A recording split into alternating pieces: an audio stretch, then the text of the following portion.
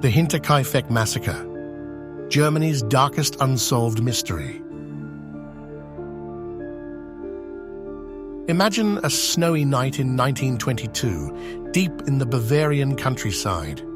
A lone farm sits at the edge of a dark forest, its windows glowing faintly against the frost. Inside, a family goes about their evening, unaware that death is already lurking in the shadows. Footsteps creak in the attic, a key goes missing, and strange tracks appear in the snow, leading to the house, but never away. Then, in a single brutal night, 6 lives are snuffed out with a mattock, their bodies left in a grim tableau of horror. This isn't a ghost story, it's the Hinterkaifeck murders, one of Germany's most gruesome and baffling unsolved crimes. For over a century, this case has haunted investigators and true crime enthusiasts alike, a puzzle with no answers.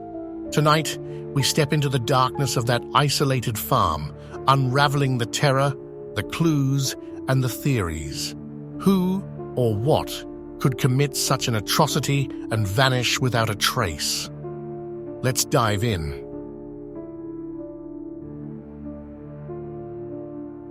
Scene 2. The Gruber family and Hinterkaifeck farm. Let's set the stage in rural Bavaria, about 43 miles north of Munich. Hinterkaifeck wasn't an official place. It was a nickname for a small farmstead near the hamlet of Kaifeck, meaning behind Kaifeck, tucked away near dense woods called the Hexenholz, or Witch's Wood.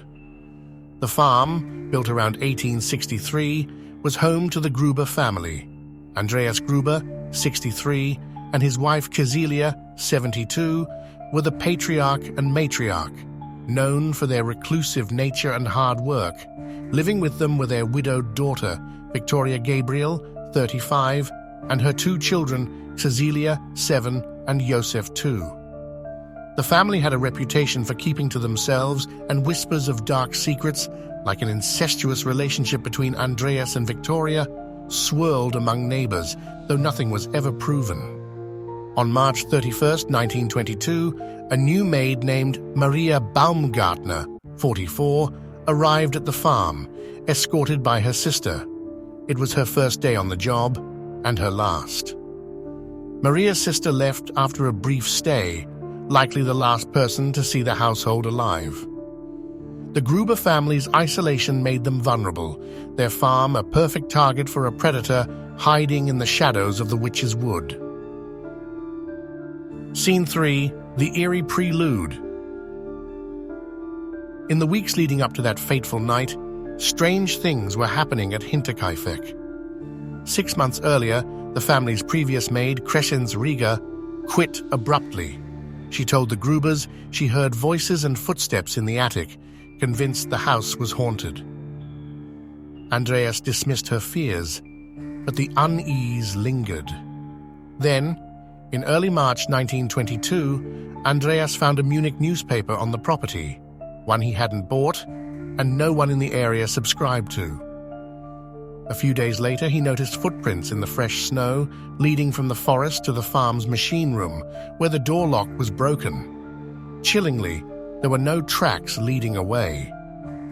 The family's house key vanished around the same time, adding to the tension. Andreas confided in neighbors about hearing footsteps in the attic at night, but when he searched, he found nothing.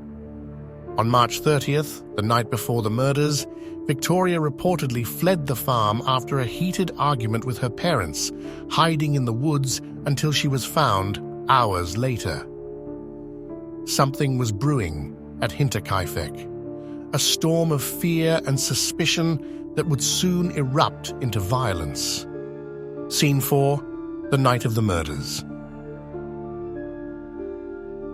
On the evening of March 31st, 1922, terror descended on Hinterkaifeck. The killer struck with methodical brutality, using a mattock, a pickaxe-like tool owned by the family, as the murder weapon.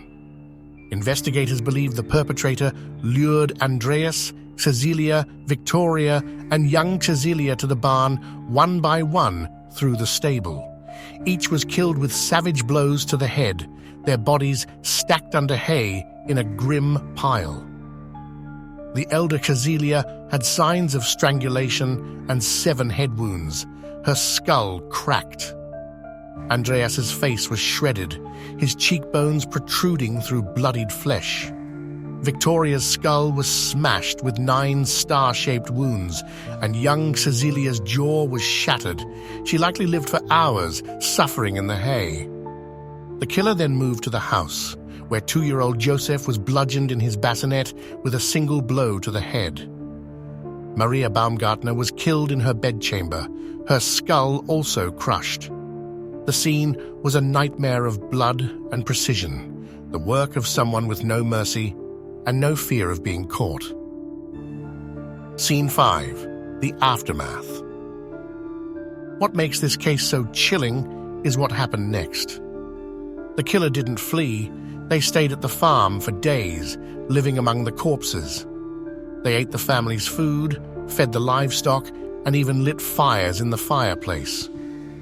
Neighbors saw smoke rising from the chimney over the weekend, assuming all was well. But inside, death reigned. On April 1st, coffee sellers Hans and Edward Shirovsky knocked on the door to take an order. No answer. They noticed the machine house gate was open, but left after finding no one. Young Cecilia missed school on April 1st and 3rd, and the family didn't attend Sunday worship, where Victoria was part of the choir. Mail began piling up at the post office. On April 4th, mechanic Albert Hoffner arrived to fix an engine, working for hours without seeing the family, hearing only the farm animals and a dog in the barn. That afternoon, neighbor Lorenz Schlittenbauer sent his sons, Johann and Josef, to check on the Grubers.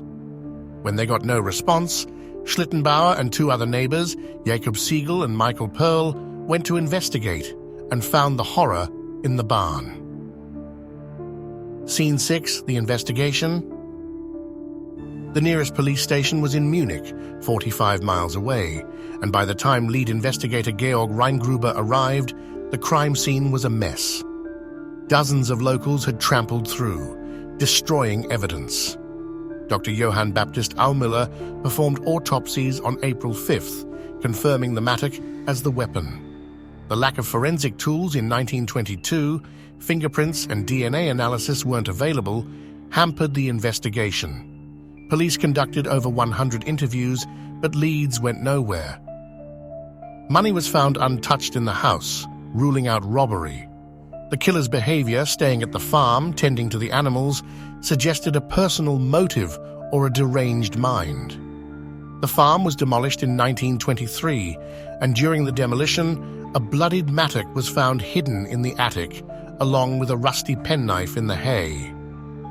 A small memorial, the Hinterkaifeck Andachtsstätte, now stands near the site, inscribed, "On March 31st, 1922, the Gabriel Gruber family fell victim to the ungodly hand of the murderer."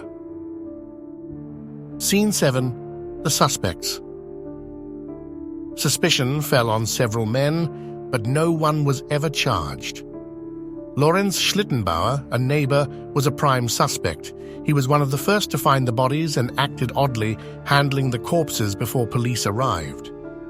Rumors swirled that he was Joseph's father and had a dispute with Andreas over money, even threatening him in the past. But there was no hard evidence. Others pointed to family dynamics.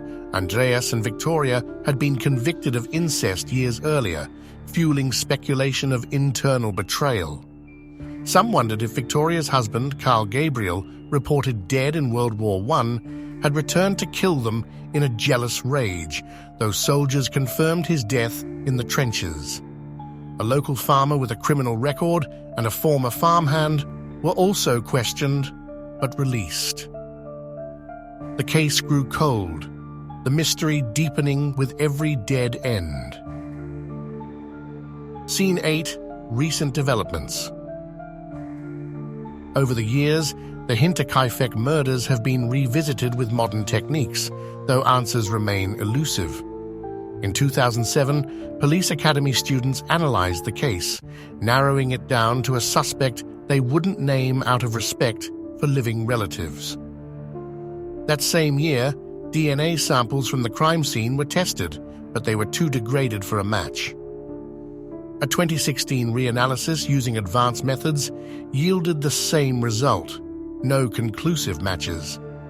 In 2014, journalist Peter Leuschner claimed in a book that the killer was Paul Müller, a traveling salesman seen near the farm at the time.